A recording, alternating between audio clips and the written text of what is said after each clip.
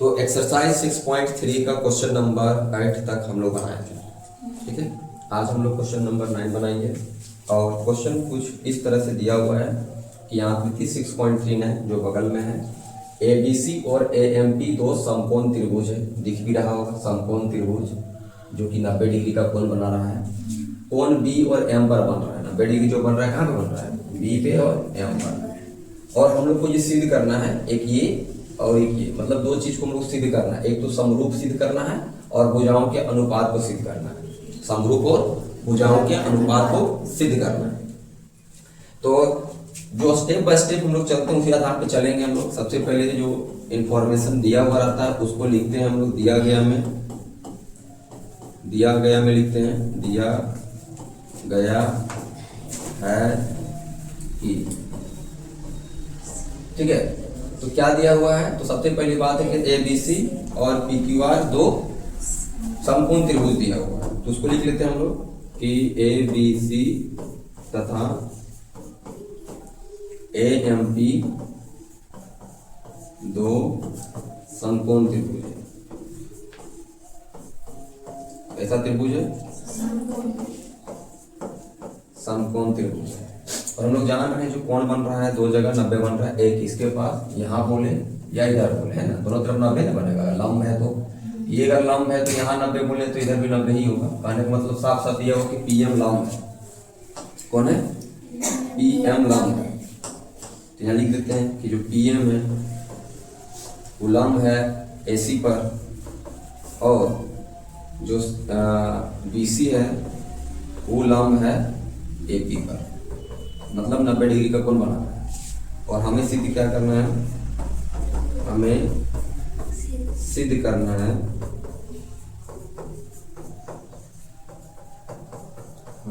करना है, कि ABC AMP के समरूप है त्रिभुज, AMP समरूप है त्रिभुज ABC का पर है।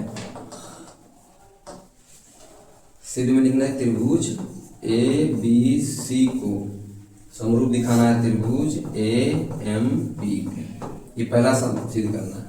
और दूसरा दिख रहा है कि CA बाई जो PA है उसको बराबर दिखाना है BC बाई MP के, ठीक ना। अब लोग इसको देख लेते हैं कि ये BC त्रिभुज किधर दिख रहा है। तो ABC त्रिभुज दिख रहा होगा एक A, यहाँ से यहाँ AB और इधर से ये C, मतलब साफ साफ दिख रहा है त्रिभुज ABC ये वाला है ना। और एक त्रिभुज जो हम लोग का है दूसरा AMP है। AMP अगर देखें तो किधर दिख रहा है AMP, तो AMP देखते हैं, है ना। एक दिख रहा है A से M, तो ये तो क्या आ रहा है A से M और M से P ये जा रहा है, मतलब ये वाला त्रिभुज दिख रहा है ना। ये दो अलग अलग त्रिभुज है। और इसमें जब हम लोग चलेंगे तो परमाण में चलते हैं सबसे पहले, और यहाँ इन दोनों त्रिभुजों के बारे में जिक्र करते हैं कि आखिर ऐसा क्या क्या भुजा या कोण है जो दोनों में है। तो त्रिभुज का नाम लिख लेते हैं, त्रिभुज ABC, त्रिभुज ABC तथा त्रिभुज AMP में, त्रिभुज AMP में। तो सबसे पहले बात ये बोलेंगे कि त्रिभुज ABC में अगर बात करते हैं तो इसका देखो यहाँ 90 डिग्री बन रहा है, यानी कि एंगल ABC, और इसका यहाँ 90 मतलब AMP दोनों जगह क्या बन रहा है 90 डिग्री का कोण। तो एक तो मिल गया, एक कंडीशन मिल गया। दूसरा कंडीशन क्या है कि त्रिभुज ABC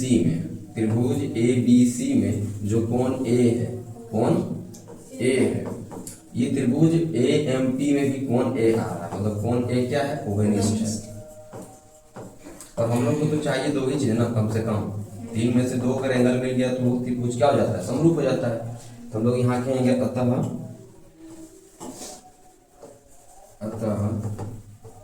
एंगल समरूपता नियम से, कौन सा नियम से, समरूपता नियम से, एंगल समरूपता नियम से त्रिभुज ABC समरूप है त्रिभुज AMP का। और हम लोग अच्छे से जानते हैं जब कभी भी दो त्रिभुज समरूप हो जाता है तो दोनों त्रिभुज की जो संगत भुजाएं हैं उनका अनुपात भी आपस में बराबर हो जाता है। तो हम लोग यहाँ लिखेंगे समरूप त्रिभुज की परिभाषा से, समरूप त्रिभुज की परिभाषा से ही कहेंगे कि संगत भुजाएं अनुपात बराबर होगा। तो कैसे लिखेंगे, अगर हम इस त्रिभुज का एबीसी त्रिभुज का अगर हम लोग एसी भुजा लेते हैं जो अपने आप में कर्ण है, तो अगर एसी भुजा लेते हैं या सी ए बोले, तो अगर इसका अगर कर्ण ये है तो ए एम पी का त्रिभुज का कर्ण देखो 90 यहाँ बन रहा है, तो इसका कर्ण कौन होगा, पी ए या ए पी ए बोले, कोई दिक्कत नहीं है। अब ध्यान देना अगला कि अगर हम ए बी सी त्रिभुज का लंब बी सी लेते हैं, क्या लेते हैं, लंब बी सी, तो ए एम पी त्रिभुज का लंब कौन बनेगा, एम पी, है ना, क्या बन जाएगा, एम पी। तो इस तरह ये दूसरा नंबर का प्रूफ हो जाएगा, ठीक है। और हम लोग को पहला नंबर में ये सिद्ध करना था, तो ये दो चीज हम लोग को इस एक्सरसाइज का क्वेश्चन ये वाला 9 नंबर का सोल्यूशन होगा।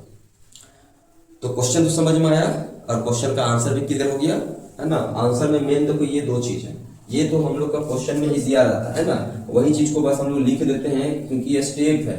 इसी स्टेप के आधार पर हम लोग परीक्षा में बनाते हैं कि सबसे पहले क्या इंफॉर्मेशन दिया हुआ है उसको लिखें, फिर हम लोग को सिद्ध क्या करना है उसको लिखें, और सिद्ध करने के लिए हम लोग के पास जो प्रमाण है उसको फिर लिखते हैं, और यहीं से हम लोग का मेन जो काम होता है वो शुरू होता है, और इसी में हम लोग अपना चीजों को क्या करते हैं, सिद्ध करते हैं, ठीक ना। आगे नंबर जो है क्वेश्चन नंबर 10 है, इसमें हम लोग को डायग्राम नहीं दिया हुआ है, पहले हम लोग को बनाना पड़ेगा। क्या बोला है कि CD और GH जो है ना, ACB और EGF के ऐसे दो समद्वि भाजक हैं कि बिंदु D और H क्रमशः त्रिभुज ABC त्रिभुज FEG की भुजाएं AB और EF पर स्थित है। तो सबसे पहले तो हम लोग दो त्रिभुज के बारे में बात कर रहे हैं, हम उन दो त्रिभुजों को पहले बना लेते हैं, ठीक है। एक त्रिभुज है ABC, एक त्रिभुज ABC बना लेते हैं, और एक त्रिभुज हम लोग बना लेते हैं EG, ठीक है।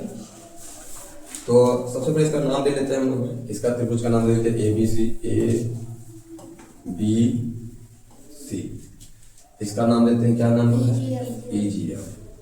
तो EGF। अब ध्यान देना क्या बोला, CD जो है CD, तो CD कहाँ दिख रहा है, C यहाँ है, मतलब एक लाइन ऐसा खींचना होगा किसमें, AB पर, क्योंकि बोला गया यहाँ पे कि ACB मतलब एंगल ACB को समद्विभाजक करना है, कोणों को समद्विभाजक करना है। तो समद्विभाजक करना मतलब समझ रहा है, इसको दो बराबर भाग में बांटना है, इसको भी क्या करना है, समद्विभाजक करता है। तो समद्विभाजक कौन करता है, तो यहाँ से जो C से लाइन आया है D, वो क्या करता है, C को समद्विभाजक करता है। उसी तरह F से एक लाइन आया है, तो वो लिखा होगा, है ना। अच्छा, यहाँ G से H है ना, इसका मतलब नेमिंग थोड़ा उल्टा हो गया, यहाँ G आना चाहिए, क्या आना चाहिए, G, हाँ, तभी तो G से H हम लोग लाइन खींचेंगे, तो यहाँ पे G आएगा, ठीक है। और तब इसका मतलब EF इधर आएगा, EFG, ठीक है। और हम लोग का जो रेखा जाएगा वो कैसे जाएगा, ऐसे, और इसका नाम क्या हो जाएगा, इसका GH नाम हो जाएगा, और इसका C से इसका D नाम हो जाएगा, ठीक है। और ये पूरा एंगल है ACB, लेकिन CD क्या कर दिया, बाइसेक्ट कर दिया, मतलब दो बराबर भाग में बांट दिया। उस तरह FGE पूरा कोण G है, लेकिन जो GH है इसको क्या कर दिया, बाइसेक्ट कर दिया है, दे दिया, इतना होता है। AB और FE पर स्थित है, तो हम लोग को ABC त्रिभुज, है ना, ABC त्रिभुज को, और सॉरी दिया हुआ ये भी समरूप दिया हुआ है FEG का, तो FEG त्रिभुज का क्या दिया हुआ है, समरूप दिया हुआ है। तो सबसे पहले हम लोग ये दिखाना होगा, इधर का CD है ना, ये उधर को CD है, इसका GH, इसका AC इधर है, इसका FG इधर है, ठीक है। मतलब हम लोग को ये छोटका त्रिभुज को और ये छोटका त्रिभुज को पहले क्या करना होगा, समरूप दिखाना होगा। और क्या के समरूप दिखेगा तभी तो भुजा का अनुपात को बराबर लिखेंगे, बिना समरूप हम भुजा का अनुपात को बराबर कैसे लिखेंगे। तो भुजा का अनुपात को लिखने के लिए भी हमको पहले दो त्रिभुज को क्या करना होगा, समरूप करना होगा। तो हम लोग फिर अपना हिसाब से बनाना स्टार्ट करते हैं। सबसे पहले जो इन्फॉर्मेशन दिया गया उसको हम लोग यहाँ पे लिखते हैं, दिया गया है, क्या क्या दिया हुआ है, तो ABC और FGE दो त्रिभुज है, ABC तथा है ना FEG दो त्रिभुज है और हम लोग को मालूम जो सी डी है, सी डी और ये जो जी एच है, सी डी और जी एच संधि भाजक है। क्या है ये? संधि भाजक है। किसको संधि भाजक का रहता है? तो संधि भाजक है कोण ए सी बी तथा कोण एफ जी ई का। ठीक ना? संधि भाजक का मतलब तो जानते हो ना कि यहाँ का कोना यहाँ के बराबर होगा, यहाँ का कोना यहाँ के बराबर होगा। और एक बात यहाँ दिया हुआ था कि ये दोनों त्रिभुज अपने में समरूप है, मतलब बड़ा वाला त्रिभुज जो ए बी सी है वो समरूप है त्रिभुज बड़ा वाला एफ ई जी का। हम लोग जानते हैं अगर दो त्रिभुज समरूप है इसका अर्थ ये निकलता है इसके सभी संगत कोण बराबर होगा। इसका जो एंगल ए होगा उसका एंगल जी के बराबर एफ के बराबर होगा, इसका जो एंगल बी होगा उसका एंगल ई के बराबर होगा और इसका एंगल जो सी होगा इसका एंगल जी के बराबर होगा, क्योंकि दो त्रिभुज आपस में क्या है? समरूप है। तो यहाँ तक कि भुजा का अनुपात को भी बराबर हम लोग लिख सकते हैं। ठीक है, लेकिन अभी उसका काम नहीं है। दूसरा हम लोग को अगला क्या सिद्ध करना उसमें चलेंगे। हमें सिद्ध करना है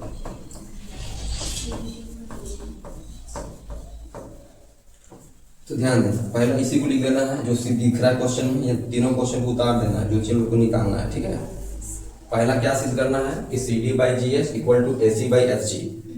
दूसरा क्या सिद्ध करना है? त्रिभुज डी सी बी समरूप त्रिभुज एच जी ई। और तीसरा है त्रिभुज डी सी ए समरूप त्रिभुज एच जी एफ। ये तीन चीज को हमको समरूप करना है। तो सबसे पहले देखो हम लोग इसकी बारे में बात कर रहे हैं। देखो पहला त्रिभुज, अरे पहला त्रिभुज ना यहीं पे दिख रहा है डी सी ए है ना, डी सी ए। और जो एच जी एफ दिख रहा है एच जी एफ, ये दोनों त्रिभुज दिख रहा है ना। तो हम लोग यहीं पे प्रूफ हो जाएगा, थर्ड नंबर पर है। हम लोग अब आते हैं परमाणु में, और परमाणु में पहले ये दो त्रिभुज का नाम ले लेते हैं जिसमें हम लोग को जाना है। पहला एक तो त्रिभुज डी सी ए और दूसरा त्रिभुज एच जी एफ में। और हम लोग को अच्छे से मालूम है कि मिल जाएगा तो क्या क्या मिलेगा। हम लोग इतना तो जानते हैं कि इसका जो एंगल इस त्रिभुज का देखो पहले बता दिया गया है, इसका एंगल जो ए है इस त्रिभुज का एंगल एफ के बराबर है। इसका एंगल जो ए है वो एंगल एफ के बराबर है और ये हम लोग का इंफॉर्मेशन दिया गया है। ठीक है, समझ में आ रहा है ना। दूसरा इसका पूरा अगर पूरा के बराबर तो सीधा बात है आधा भी आधा के बराबर होगा, नहीं तो एक बार लिख लेते हैं देखो कि पूरा जो है सी है वो पूरा जी के बराबर है। तो दोनों तरफ से अगर डिवाइड देंगे 2 से तो इसका भी आधा मतलब इधर ला निकलेगा जिसका नाम ए सी डी निकलेगा, ए सी डी। और इधर जी का आधा करेंगे तो एफ जी एच निकलेगा, एफ जी एच निकलेगा।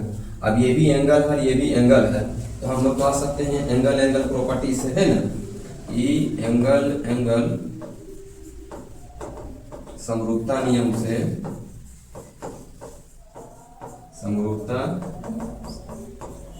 से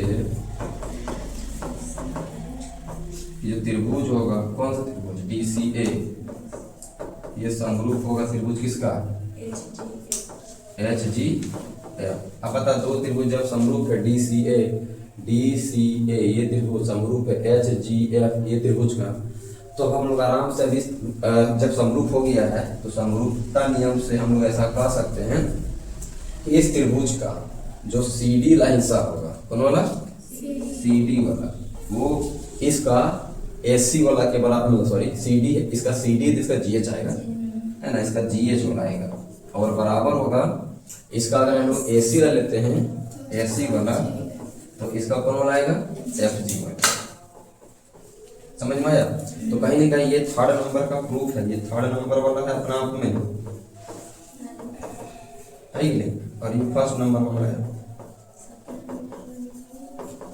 अब ये बच गया हम लोग तो सेकंड वाला, उसको देख लेते हैं है ना। अब हम लोग त्रिभुज में चलेंगे, कौन कौन सा त्रिभुज में? डी सी बी, त्रिभुज डी सी बी तथा त्रिभुज एच जी ई, एच जी ई में। अच्छा से देखा जाए तो त्रिभुज आपको अब की बार इधर वाला और इधर वाला है कि नहीं? तो फिर से वही बात आएगा कि इस त्रिभुज का कोण जो बी होगा इधर का त्रिभुज का ई के बराबर होगा, जो कि यहाँ दे दिया था, है ना, कि कोण जो बी होगा वो किसके बराबर होगा? कोण ई के बराबर होगा, ठीक है। और दूसरा उसी तरह यहाँ वाला पूरा जब पूरा के बराबर है तो आधा वाला आधा के बराबर होगा। तो फिर से लिखेंगे कि जो सी है पूरा पूरा जी के बराबर है, लेकिन आधा करने से अब की बार आधा में हमको इधर ला मिलेगा यहाँ वाला ई जी एच, उधर का आधा मिलेगा बी सी डी, इधर मिलेगा ई जी एच। ये सब कहाँ से लिखे हम लोग? दिया हुआ था, है ना, दिया हुआ था। अब एंगल से हम लोग लिखेंगे यहाँ पे नियम से। कौन सा नियम से? हाँ, एंगल समरूपता नियम से लिखेंगे। एंगल समरूपता नियम से, त्रिभुज के समरूपता नियम है ना, समरूपता नियम है त्रिभुज के समरूपता नियम। एंगल समरूपता नियम से त्रिभुज डी सी बी समरूप होगा त्रिभुज एच जी ई। यही हम लोग को क्या करना था? सिद्ध करना था सेकेंड नंबर में। तो आप समझ में आ रहा कैसे कैसे किए? क्वेश्चन नंबर 11 नंबर है, इसमें भी अच्छे से देखो, देखा जाए तो बहुत कुछ इन्फॉर्मेशन हम लोग यहाँ दे दिया है। ये डायग्राम दे दिया, मतलब बहुत कुछ दे दिया है। इसमें लिखा हुआ है आकृति 6.40 में ए बी ए सी के बराबर है। किसके बराबर है? ए बी ए सी के बराबर। ध्यान देना, ये वाला ए बी जो है और ए सी के बराबर है, मतलब जो त्रिभुज ए बी सी दिख रहा है वो अपने आप में समद्विबाहु बाहु त्रिभुज है। कैसा त्रिभुज है? हाँ, क्योंकि भुजा बराबर है। सोचने वाली बात, अगर ये दो भुजा बराबर है तो हम लोग सब जानते हैं त्रिभुज की अगर भुजा बराबर है ना तो उसका बेस कोण भी बराबर होता है। नहीं, इसका सम्मुख कोण क्या होता है? बराबर होता है। अगर ए बी ए सी के बराबर है तो एंगल बी भी एंगल सी के बराबर होगा। लेकिन यहाँ दो समकोण त्रिभुज बन रहा है, अच्छा देखने से मिलेगा। दो समकोण त्रिभुज, एक ये समकोण त्रिभुज इधर दिख रहा है और एक इधर वाला जिसको हम लोग को समरूप करने बोल रहा है। क्वेश्चन को पूरा एक बार पढ़ लेते हैं। ए बी ए सी के बराबर है, एक समद्विबाहु त्रिभुज एबीसी की बढ़ाई गई भुजा बीसी पर स्थित ई एक बिंदु है और यदि एडी लंब है बीसी और ईएफ लंब है एसी पर, तो सिद्ध ये करना है कि एबीडी जो होगा ईसीएफ के समरूप होगा। तो एबीडी मतलब ये वाला और ईसीएफ का मतलब इधर वाला बड़ा वाला त्रिभुज, क्योंकि बोला गया है त्रिभुज जो बीसी भुजा उसी को आगे बढ़ाया गया ई बिंदु तक, और ऐसा बढ़ाया गया कि जो ई से जब एफ डाला गया लाइन तो वो लाइन इस पर क्या था? लंब था। मतलब देखा जाए तो ये जो नीचे वाला त्रिभुज बन रहा है उसका 90 डिग्री यहाँ बन रहा है नहीं? और ये जो त्रिभुज हम लोग का बन रहा है इसका 90 डिग्री इधर बन रहा है, क्योंकि त्रिभुज का नाम इधर है, इधर 90 है, इसका मतलब इधर भी 90 होगा। इसका तो एक मिल गया यहाँ का 90, इसका यहाँ का 90 एक मिल गया। और दूसरा, इस त्रिभुज का जो एंगल बी है, इस त्रिभुज का एंगल सी, तो दो को तो कोना मिल गया, एगो 90 वाला एगो बी एंगल सी वाला। और हम लोग को दो कम से कम चाहिए, किसी भी त्रिभुज को, दो त्रिभुज को समरूप दिखाने के लिए कम से कम दो कोना तो चाहिए। अब यही इंफॉर्मेशन को बस लिखना है हम लोग को ऐसे। सॉल्यूशन में सबसे पहले हम लोग बात करेंगे दिया गया क्या क्या दिया है। तो सबसे पहले एबीसी एक समद्विबाहु त्रिभुज दिया है, एबीसी एक समद्विबाहु त्रिभुज दिया हुआ है। समद्विबाहु त्रिभुज का मतलब हम लोग जानते हैं, है ना, जिसका दो भुजा बराबर है, दे दिया है कि कौन कौन भुजा बराबर है? ए बी बराबर है ए सी। अच्छा, दो भुजा बराबर होगा हम लोग जानते हैं, उसके सम्मुख कोण भी बराबर होता है, यानी कि एंगल बी एंगल सी के बराबर होगा। और क्या क्या दिया है? तो लंब दिया हुआ है कि जो एडी है वो लंब है, मतलब 90 डिग्री बनाएगा। और एक और दिया हुआ है कि जो ईएफ है ये भी लंब है इस पर, एसी पर। अब हम लोग को क्या करना है, सीधे क्या करना है उसको देख लेते हैं, है ना। ये तो हम लोग का था दिया गया वाला, तो हम लोग सीधे करने वाला बात कर लेते हैं। हमें सिद्ध करना है। क्या सिद्ध करना है? त्रिभुज ABD जो होगा समरूप होगा त्रिभुज ECF का। अब हम लोग आते हैं प्रमाण में।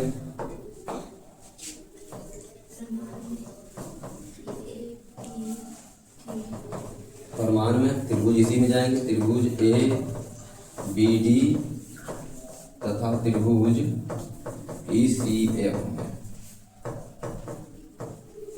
है ना।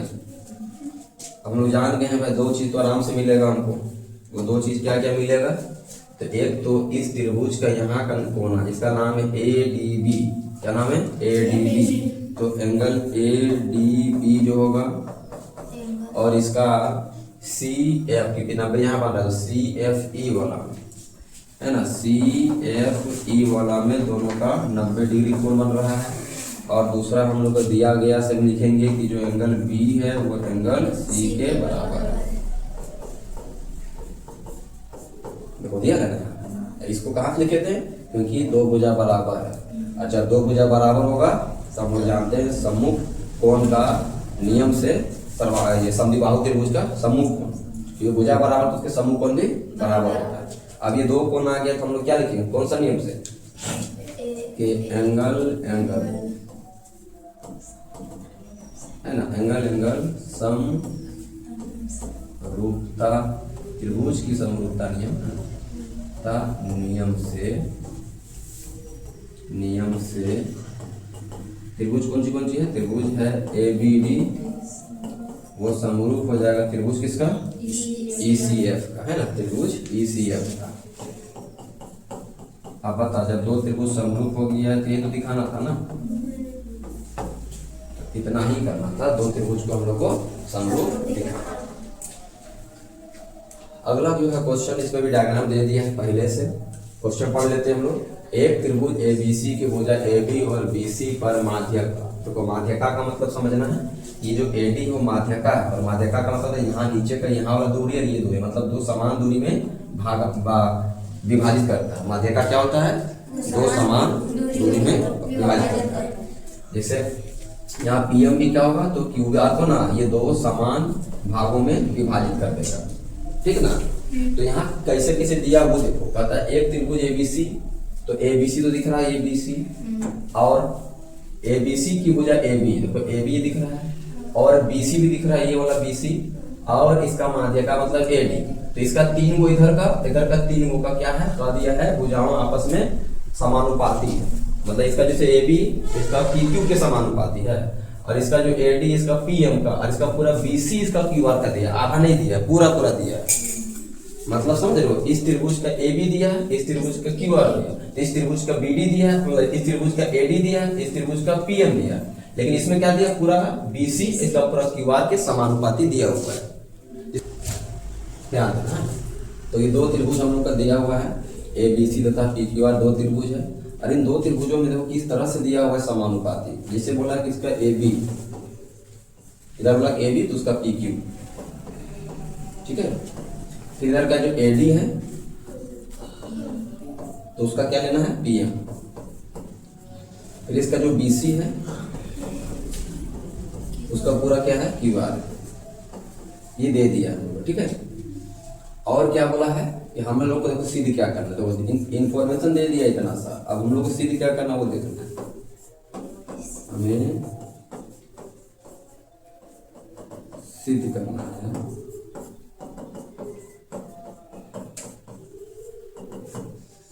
जो क्या सिद्ध करना है हम लोगों को। एक ही चीज है ना कि ABC को PQR के समरूप दिखाना, त्रिभुज ABC समरूप दिखाना है त्रिभुज PQR। अब हम लोग आ जाते हैं प्रमाण में। कहाँ? प्रमाण में।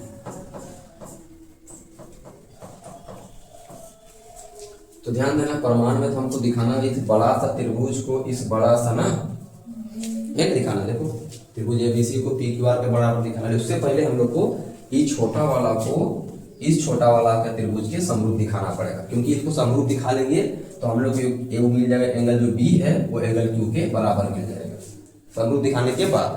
तो सबसे पहले हम छोटा सा त्रिभुज इसका, छोटा सा त्रिभुज इसका समरूप दिखाएंगे। मतलब त्रिभुज ABD में, त्रिभुज ABD और त्रिभुज उधर क्या है PQM में, ये दो त्रिभुजों को हम लोग समरूप दिखाएंगे और बहुत आसानी से हो जाएगा क्योंकि सब कुछ दिया हुआ है। इसका AB दे दिया है तो इसका PQ भी दे दिया है, इसका AD भी दे दिया है, इसका PM भी दे दिया है। लेकिन दिक्कत थोड़ा सा क्या है कि हम लोग इसका केवल BD चाहिए, इसका केवल QM चाहिए। और बजाती कैसे दिया है, यहाँ पे पूरा BC दे दिया है, पूरा BC दे दिया है और इसका पूरा QR दे दिया है, ये दे दिया है। लेकिन हम लोग को अच्छे से मालूम है कि जो AD है और जो PM वो क्या है, माध्यक है। क्या है, माध्यक। इसका मतलब अगर ये पूरा के बराबर है तो ये आधा कर रहा है तो ये भी आधा कर रहा है, तो इसका भी आधा इसके आधा के बराबर होगा कि नहीं होगा। मतलब हम लोग लिखेंगे तो ऐसा लिख सकते हैं, देखो BD को चाहेंगे तो ऐसा लिख सकते हैं। देखो थोड़ा यहाँ जिक्र कर देते हैं, यहीं पे दिया गया हम जिक्र कर देते हैं थोड़ा, है ना, ताकि और अच्छे से इसके यहाँ पे लिखा जा सकता है कि AD क्या है। तो AD तथा PM क्या है, तो AD तथा PM माध्यक है, माध्यिका है, माध्यिका है। अब बताओ अगर ये माध्यिका है, पूरा लिख देते हैं, माध्यिका है भुजा किस पर, तो एक है भुजा BC पर तथा QR, ठीक ना। अगर है माध्यिका है तो इसका सीधा मतलब है कि ये जो दूरी होगा पूरा का आधा होगा। क्या होगा, पूरा का आधा। यानी हम ऐसे लिख सकते हैं जो ये जो BD होगा, ये जो BD होगा वो अपने आप में क्या होगा, आधा होगा किसका, पूरा BC का, पूरा BC का। अगर इसको गुना कर देते हैं इधर तो क्या बन जाएगा, 2BD इक्वल टू BC। क्या लिख सकते हैं, 2, देखो जो 2 मल्टीप्लाई में मतलब डिवाइड इधर मल्टीप्लाई में आएगा तो ऐसा बन जाएगा। उसी तरह उधर वाला में क्या बनेगा, उधर वाला में तरह QM बनेगा और ये QM क्या होगा, आधा होगा किसका, पूरा QR का। ये QM है क्या, तो QM आधे ना है, किसका आधा है, पूरा QR का आधा है। वैसा लिख रहे देखो आधा है किसका, QR का। ये 2 मल्टीप्लाई जाएगा तो 2QM इक्वल टू क्या निकलेगा, QR। अब देखो इसी चीज को लोग पुट कर देते हैं। देखो यहाँ जो BC दिख रहा है उस पर लिख देंगे 2BC, जहां दिख रहा था देखो ये जो BC, ये लोग ये लिख रहे थे कि AD PQ था, AD मतलब AB PQ था, AD PM था और यहाँ क्या था, BC बाई QR। लेकिन हमको ये BC बाई QR नहीं चाहिए क्योंकि हमको तो यहाँ ना चाहिए, ये ना चाहिए, इसीलिए देखो हम लोग इसको बदल रहे हैं। हम इसके जगह ये 2 तो रहेगा ही रहेगा, 2 को कौन कौन रहेगा, AB और PQ रहेगा, ठीक है। अगला ये भी रहेगा AD PM रहेगा। लेकिन यहाँ पे देखो बदल जाएगा, BC के जगह पे लिखेंगे 2BD। क्या लिखेंगे, 2BD लिखेंगे। और यहाँ भी QR के जगह में क्या लिखेंगे, 2QM। इससे क्या होगा ना, आप देखो कि 2 से 2 कट जाएगा। अब इन भुजाओं को मिलाएंगे तो यही तीनों त्रिभुजों में मिलेगा मात्र AB PQ, AD PM, AD PM, BD QM। बताइए दोनों त्रिभुज का, तीनों भुजा के समानुपाती निकला। और जब तीनों भुजा के समानुपाती निकला तो हम लोग इसको पढ़ सकते हैं भुजा से, किससे, हाँ। तो अतः लिखेंगे भुजा समरूपता नियम से,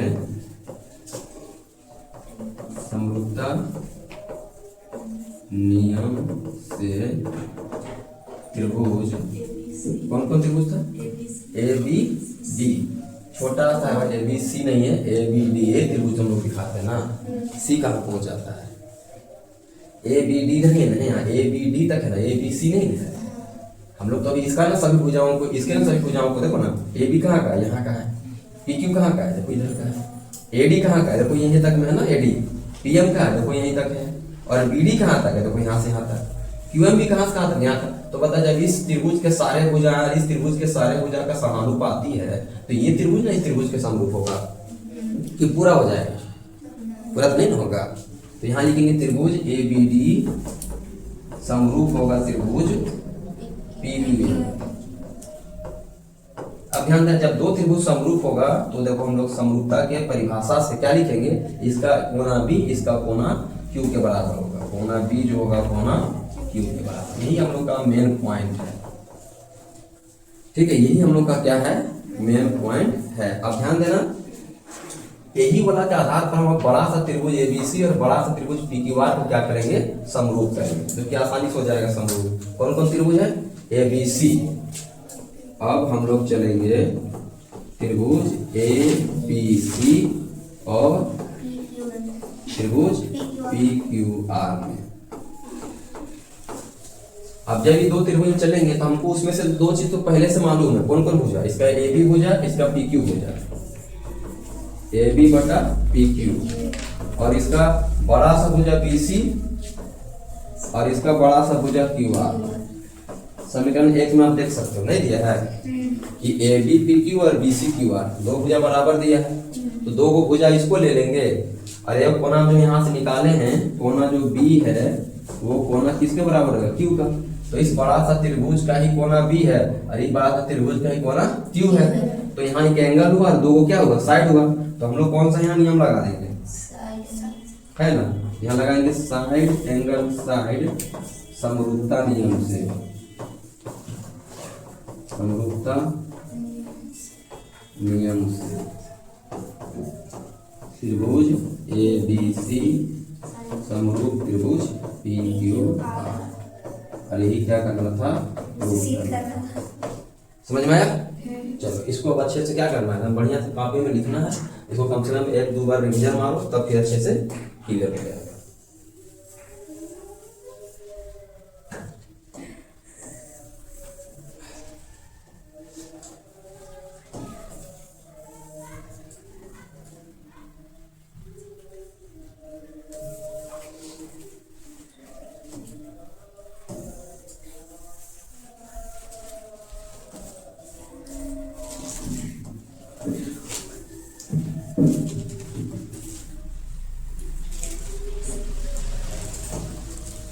ठीक है ना।